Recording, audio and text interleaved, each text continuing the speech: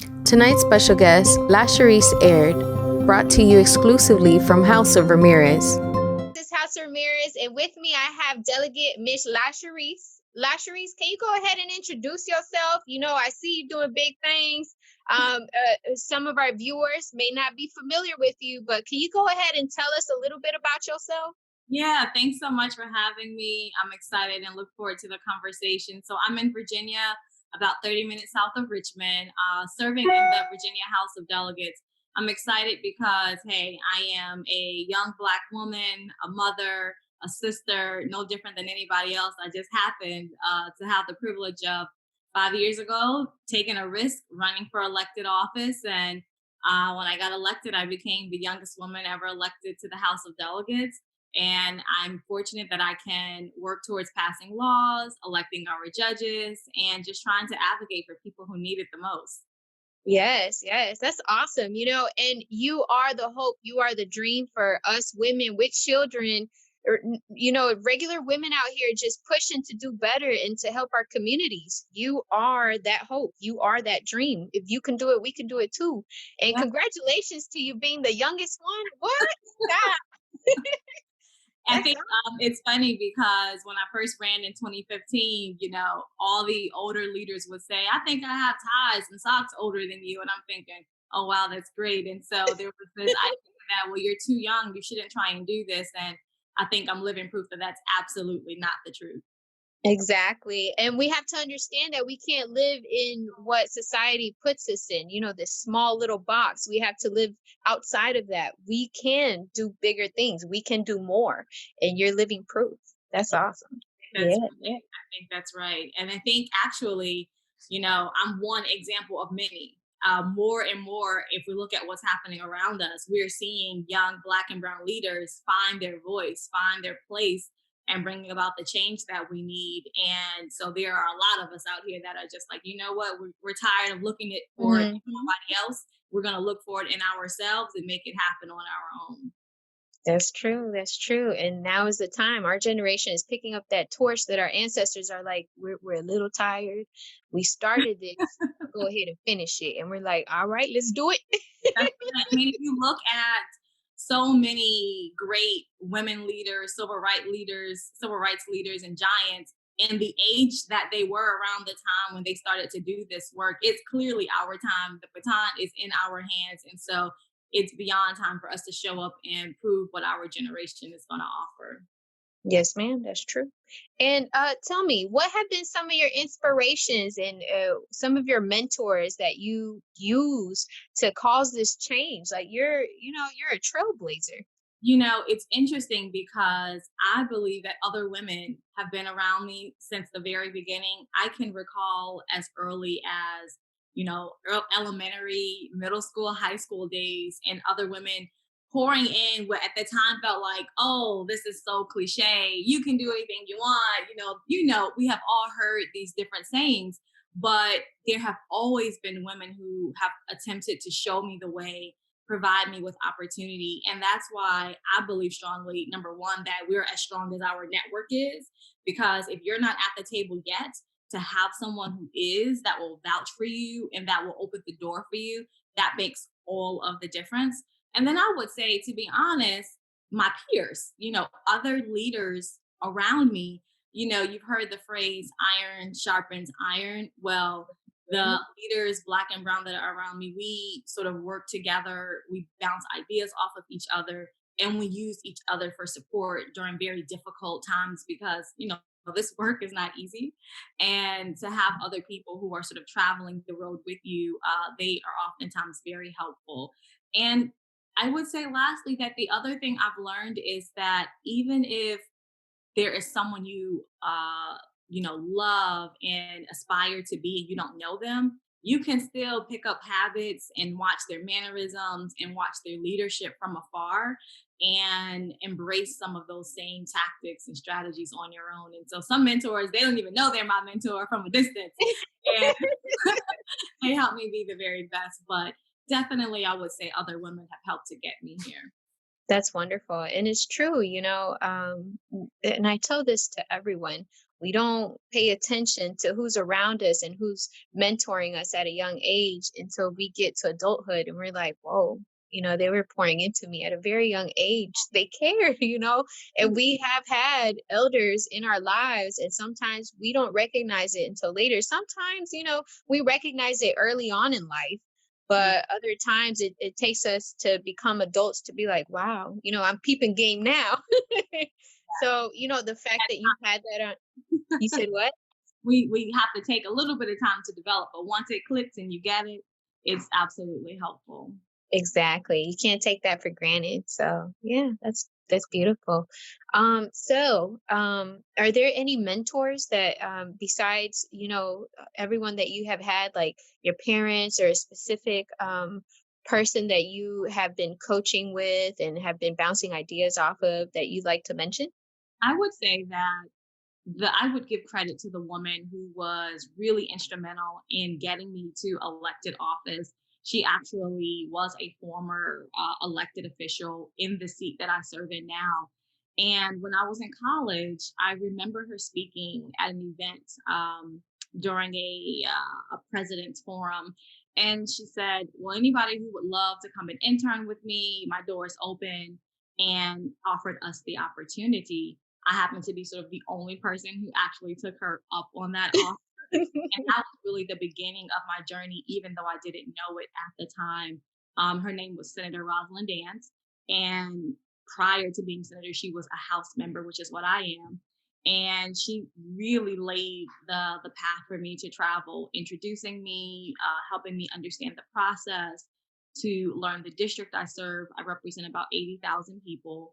And I can clearly say that without, her believing in me and without that leadership early on in my life, I could be in a very different place, having taken, a very different path. And so her specifically, I would give a lot of credit to helping me get here today. Yeah, no, that's right. And that's beautiful when we see that there's someone there that actually sees that potential in you and is willing to pour that time and that knowledge. And they have to be very patient with us. We don't know the ropes, and they do. And it's just beautiful to see that, and it happens to all of us. And we're just blessed that you are in the position that you're in, because you're actually, like you said, you're representing all of us. That Yeah. you might just be specifically to that Virginia area or to a certain area. You represent all of us, and that's beautiful. I Yeah. would say that I think that's right. And I believe I have a responsibility. Oftentimes, women, especially young women, we really doubt our full capacity and our full potential because we don't necessarily always see those examples up close and personal. Sometimes they are sort of a distance figure that we see on TV or in the news, but we don't necessarily always have those examples right in front of us. And so it takes someone usually telling you, you can do this, and let me tell you why. And men, most of the time, they don't doubt. They don't care if they have the capacity or not. They do it if they feel like they want to do it. And especially when it comes to elected office, because women have so many competing priorities and obligations, even as young women, you need that extra encouragement and support. And so even now, I feel like I have a responsibility to not just lift myself up, but look to my left, look to my right, who's coming along with me? How can I help you get there? Because so many did that for me.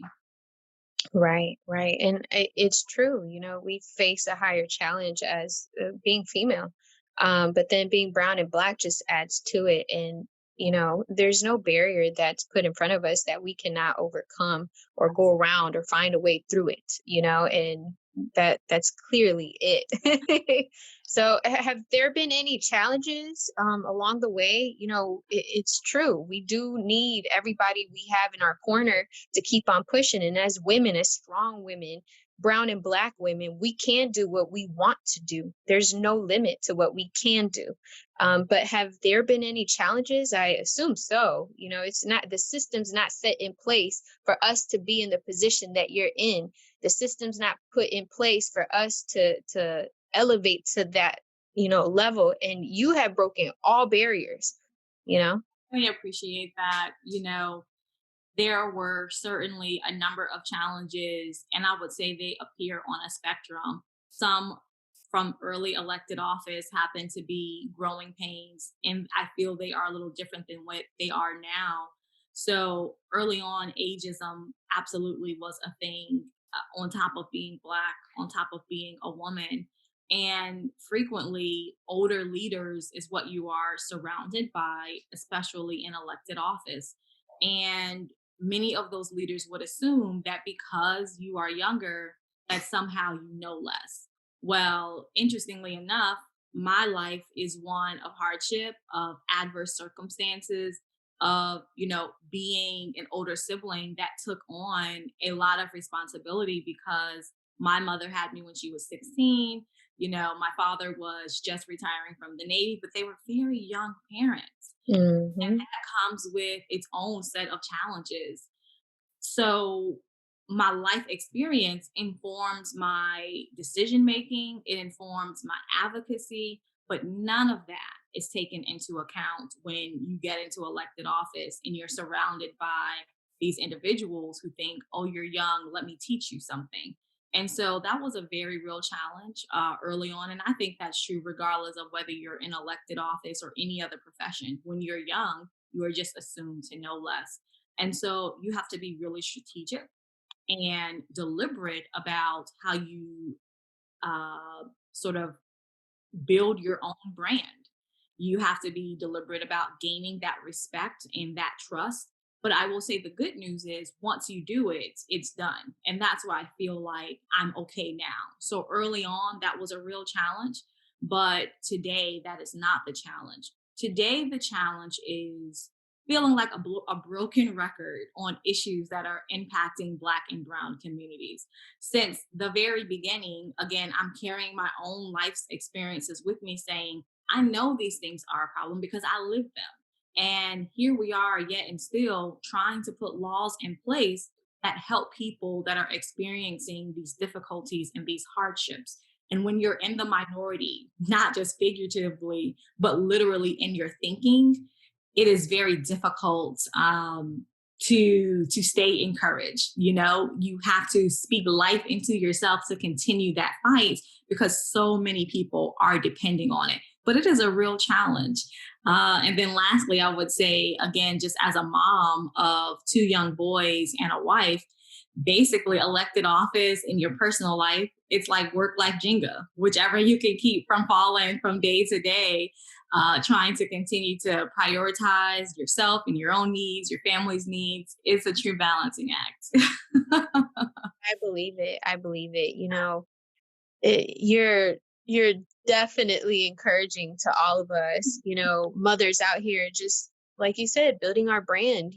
I can see how initially that was a challenge, but not anymore. You've overcome that.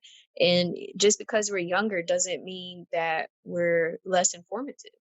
And that's very true. And I can see how now the real thing to get to our audience and get to our communities and get to everyone else is stressing the issue of voting, stressing the issue of be informed, read, look into things, be up to date on the things that are being passed under us. A lot of people don't know laws are being passed That so are much and affecting so us day to day. quickly. And I think you bring up a really good point. I didn't mention this as a challenge, but it's true. If I have to convince you every single year why your vote matters, decades after we fought to get the opportunity to vote, how am I ever going to teach you about how to work this system? Like, voting should be the bare minimum. And if we ever want to bring about real systemic change, it takes strategy, it takes understanding the way power works. And we're not going to get there if I have to focus on the bare minimum over and over and over again. And I know that that's not a popular thing to say, but it's the truth. At this juncture in 2020, Black and Brown people should know the power that they have. They really have so much power. We should be able to demand anything that we want at this time. But in order to demand, you have to show up. And when we don't show up, the people who should be hearing our demands don't feel an obligation to listen, because how are you going to hold me accountable? What are you going to do? And they depend on that vote. But if you're not voting, then you are completely ignored. And so I think, if nothing more, in 2020, people are beginning to feel the sense of urgency in voting. But again, I would say voting is basic. Let's talk about, once we get the current occupant out of the White House, what are our demands going to be to hold the people we put in accountable? And how are we going to stay engaged and stay involved in that process? And in order for me to teach you what that system looks like, I can't spend 5 minutes talking to you about why voting matters. Right, exactly. We gotta knock out base one before we get a base 10. All agree that I need you to vote. Exactly, exactly. Thank you for that. And then you also touched base on, you're a young mother of two children, a wife. And that's beautiful. I'm a mother of three boys. You're busy, And you know. yes, I understand. So when you were talking, I can relate to that. And to see a young woman, that's in the position that you're in, you have a whole family. You understand where we come from. You doing it too. Like, you are with us. And then if you're actually doing this, then it's like there's no way that we can sit here and say, "Oh, I'm not going to vote," or, "Oh, I'm not going to input on my ideas or how I feel or who we should put in place." There's no excuse. You have a whole family. I really hope that's the case. I think one of the things that continues to surprise me after 5 years is how much people are surprised when they call my office and ask for help, and they think, wow, you really helped me. That's my job. That's the job of your elected officials. We are here for you. And if you do not ask, you will not get. If you do not demand, you will not get. And so, this idea that elected officials are somehow on a pedestal and maybe they should do this or maybe they shouldn't do that for you. No, that is not the way this system works. Voters are the boss. You come to me and tell me what you need out of this job.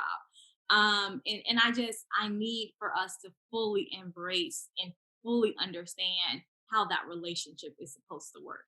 And a lot of people don't know, our youth, they don't know. And I'm so glad that we have the opportunity to talk to you right now, and like you mentioned, closed mouths don't get fed. So if you don't ask, how you going to receive? You got to ask first. And we have a great representative here to help us. Like, we have them everywhere, There are and so many of them. There really are. And they are like me.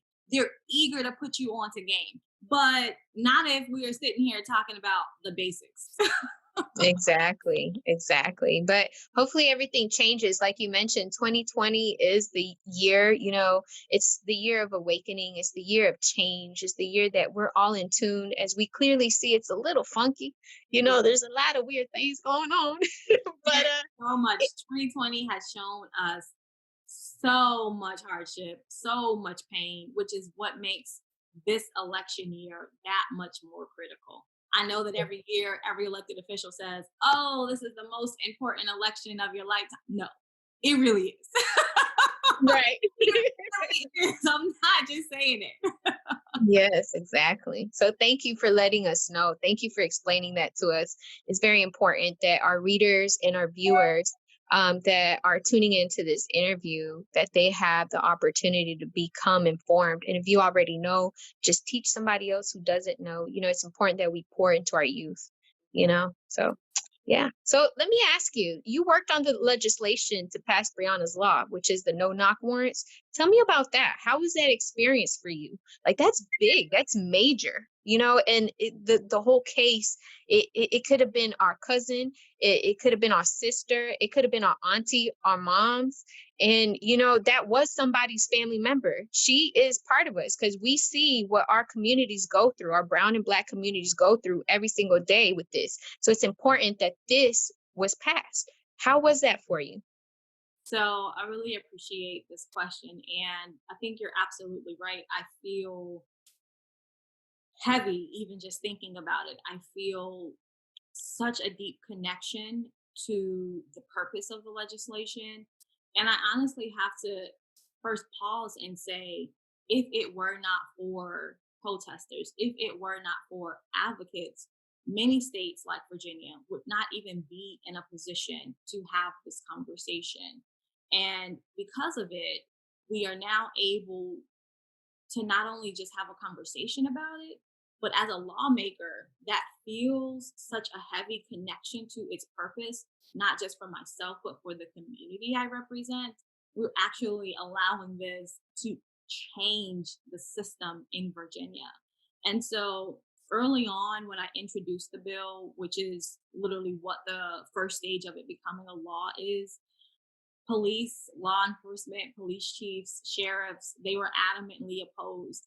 And what was interesting is many of them would admittedly state in Virginia they rarely use no knock warrants, but still they did not want it to be eliminated as a tool that they would have. And so, after further research, what I know is even if you're rarely using it, its use is still detrimental to Black and Brown communities because oftentimes it's used in highly policed urban communities. It is often used in search of marijuana and or associations with drugs. And what's very clear is no matter whether it's law enforcement or the individuals on the premises, the element of surprise is less important when you compare the risk of violence actually occurring by that element of surprise. And so it's just one of those things where it's dangerous all around. It's dangerous for law enforcement. It's dangerous for the individuals who the search is being used on. And it's just not a tool that should be considered. When we go back and look in history at no knock warrants during the period of being tough on crime and cracking down on drugs, even then it was controversial. It was not one of these laws that was put in place that everyone said, this is great, we should really do this. And so we are able to now take such a really tragic situation. And by the way, we still want justice for Breonna Taylor, right? Exactly. Thank you. Take a tragedy and actually leverage it to save more lives and to make a difference in Black and Brown communities. And so this honestly is actually still making its way through the General Assembly. It has just passed the first hurdle in the House of Delegates. It's got to go over to the Senate until before it will become full law. But law enforcement is still absolutely fighting. They don't want to see this happen, but we're not going to give up. We're going to keep pushing because our communities depend on it. Yes, yes. And it's important that we continue to encourage the community to stay informed about this. Like you said, it passed the first phase, the full phase, the end of that phase for it to become an actual law is being fought by the actual law enforcement, meaning they want it easy. They've had it so easy. They continue to have it easy to the point where they can move however they want to move. And like you mentioned, it's not safe for the individual that's being targeted, for the law enforcement itself. So you're not only thinking about our brown and Black communities, you're also looking into the protection of law enforcement. You're looking at the whole spectrum, also the community itself. Can you imagine if you just go and barge into someone's house, stray bullet hits a The neighbor? trauma. I mean, it's a problem for everyone.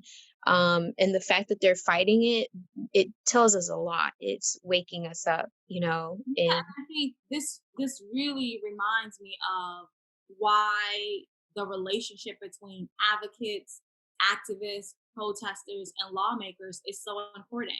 I mean, look, you had the march on Washington just yesterday, which was a renewed focus on all of these things. But if you listen to almost every speech closely, that change that we desire, that pain that we are seeing in the streets, that all leads to laws changing. And if it were not for them, the lawmakers like myself and other young Black leaders, we could not do this work. And so the relationship is intrinsically linked. And so I might not be the one out there on the bullhorn, but I still need you to be out there doing that work so that I can do the other work on this end, which will bring about the actual real change that we need. Exactly. It's a full circle. It's we're doing this together. It's teamwork. And if we're not all doing our part, if we're not all united, if we're not all coming together for the cause, this can't work. So like you mentioned, we do our job out here, but you're also doing your job on your end, which is important. Absolutely. Yeah. So tell me about some of the pros and cons that you have had to experience in your journey in this career that you're in. I think there's a lot of sacrifice in regard to time, especially in the office that I'm in. The reelection is every 2 years. And so it often feels like you are forever running for office. And campaigning is a complete drain from a time standpoint. And we serve in a part time legislature. So that means I still have another full time job. And so Mhm. I'm working, like I said earlier, balancing the lively obligations that exist as well. But I think still, I would just reiterate the greatest challenge is oftentimes I can see clearly what the needs are in my community, but I'm one vote, in my body, 100. So there are 99 other people that need to be convinced that what I am trying to accomplish for Black and Brown communities is equally important to them and the people that they represent. And when a lot of advocates come to me, they're already talking to an ally. They're already talking to someone who is on their side. And so convincing many advocates to put their pressure on, in this instance, Republicans and or even Democrats in some examples that are not representative of Black and Brown communities and don't have a life experience to understand the needs, that is often a challenge and one of the obstacles of really effectively bringing about change and making sort of some of these ideas into actual law. And then I would also, the one thing I haven't talked about is really money. In this political environment, and this goes for people who are already in elected office, for anyone who wants to get in elected office, money is still a major factor in being successful. If I want to push my message out with digital advertising or with campaign mailers and or have the staff to really keep my constituents aware, it all requires money. If I want to run a campaign and be successfully elected into elected office, which I have to do basically every year and a half, that requires money. And we represent oftentimes communities that are not as affluent. And so, where is this money coming from? And I think that is a challenge within itself that we don't spend a lot of time talking about. Um, Many of the older leaders that are in elected office, they're at a stage in their careers where they've worked, maybe retired, have pensions, and they also are independently wealthy. That is a very different dynamic than what young leaders' financial position is as they're trying to make it up the ladder. And so that's absolutely a real challenge and barrier. Exactly, exactly. And I'm glad that you brought that up. It's very important that we also understand that we not only need to support you by also voting for the bills that are being passed or attempting to be passed to help our own, but where's the funding coming from? We also need to support you in that way. And not just, our like yourself, but everyone around us, every state has different representatives. Every city, every all of us, we all have it, and we need to understand that who we gravitate to, who is aware of our needs as a community, we need to pour our money into them too. And I think I would add at every level of government, right? So I'm at the state level, but you have lower level representatives, your mayor, your city councilors, and then you even have representatives that are above where I am, which is your statewide governors, lieutenant governors, attorney generals. We have an obligation to pay attention to not just our presidential candidates, but literally those leaders that are on the ballot and that actually impacts your day to day life. You're worried about your streets and street lights. Those are your local government representatives, knowing the difference, knowing who to go to for what, and then paying attention to what they're doing because they all have a very different effect that you feel and sometimes don't feel in your day to day. That's true. That's true. Thank you for that. Yeah. So do you have any advice for anyone that's actually aspiring to do what you do? Or for our young entrepreneurs that are coming into the scene of, just coming out of this small box that society has put us in, and they want to venture out into doing more? I would say a few things. I think we could have an entire conversation about this, but the short version is it's a grind and you have to be willing to do the work. I can tell you every single waking day, I'm trying to figure out how I can get it even more. Like it's constantly on my mind. It's a part of who I am.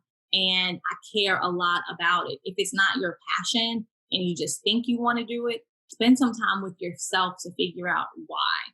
Figure out what value add would you bring to your respective industry as an entrepreneur, and especially as an elected official.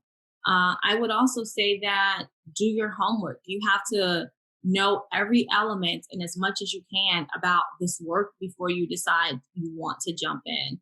Oftentimes, you get people who might see some of these positions as luxurious and notable, and they think, oh, I want that kind of attention.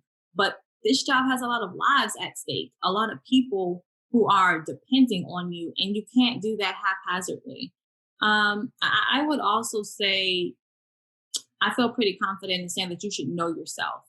In elected office, the quickest way to be compromised is to not know your values, not be sure about, what issue are you willing to die on your sword for? Because that's how people can pick you off with money, pick you off with, any type of trade off if you are vulnerable to not being sure on what you stand for. But from a logistical standpoint, if you really want to get to elected office, I would say some of the very first things I did was getting involved on campaigns. You can't get here without campaigning. So get some campaign experience, see how that feels, see what that looks like and how it works. Get to know your community. What actually are the needs in the area you want to represent? Who are the power brokers? There are always power brokers in every community when it comes to political office, whether that's school board all the way up to state level. And then I would say, do people even want to see you in office? It should not be something that you just decide you want to do on your own. People should actually believe in you, and you should have a team of people that are willing to help you get there. And if you do those things, that lays a very strong foundation. And I will just end by saying, also, every level of change does not have to be elected office. We have state agencies that are just as critical to our communities. Your Department of Education, your Department of Health, transportation, all of these things that especially impact Black and Brown communities. And we don't have enough Black and Brown leaders that want to go and do that work.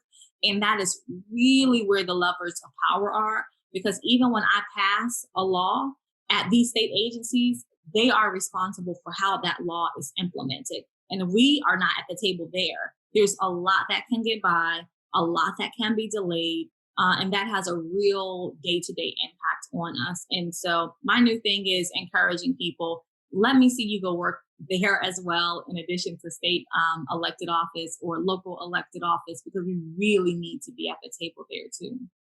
Wow, thank you for that. And it's true, on all spectrums, we need our communities to be out there. And then the advice that you gave us, you have to really know yourself. You mentioned, or if you don't, you will be vulnerable to anything that the opposing parties throw at you to put you in their corner. So now you're being manipulated to, work against the cause, against And your own we have people, no time. community. No And time. I believe it. We are in a state of emergency. Our people are hurting, our people are suffering, and there are a lot of Black and Brown leaders doing a lot of great work. But also, to be clear, we got a lot of Black and Brown leaders that also should go find something else to do with their time. So if you are not here about this work and you are not here about helping people, I need you to move on. And if you're not planning on to be about this work, I need you not to waste your time. Right. Or get out the way so I could do it. That's right. Hey, it's true. If you're in my way, get out. And if you're not with what I got going on, get out. Like, move. It's that simple. Thank you for that. So, nowadays it's very important to follow each other on social media. Do you have Twitter, Facebook, Instagram? I saw your website. Now that was impressive. I was like, oh, wow. If I need help, I could just click the button. Like, it's that serious. You really about that. That's my job. I take that seriously. No, thank you. I do have my website, which is Aired for Delegate. You can visit to find out what I'm doing from a political campaign side to also legislatively. But I'm also on Instagram, Lashrecse Aired, actually, not Delegate Aired, but my actual name, Lashrecse Aired. And I'm on Twitter, which is also, that's actually Delegate Aired. And then my Facebook, I have a like page, which is Aired for Delegate, and then Lashrecse Aired, which I can't accept any more friends. So please go and like. Oh, your girl famous. Don't forget about me. No. Lashrecse, don't forget about me. People will send me friend requests and they think I'm not accepting them. But once you get to the max, you literally can't accept anymore. So please know that I'm not just ignoring you. And I would love to have you at my like page because I can see those too. And I manage all of my own platforms. So it's actually me.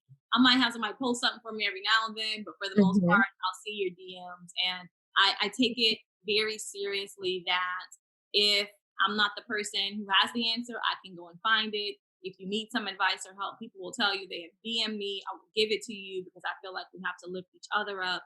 And then if you come crazy, you will be left on red. Get checked. No, you will get checked. That's what you need to do, Lashrecse. You need to check somebody. And if you ain't got the time, you go ahead, shoot them my way. I'll check you in a minute. Thank you.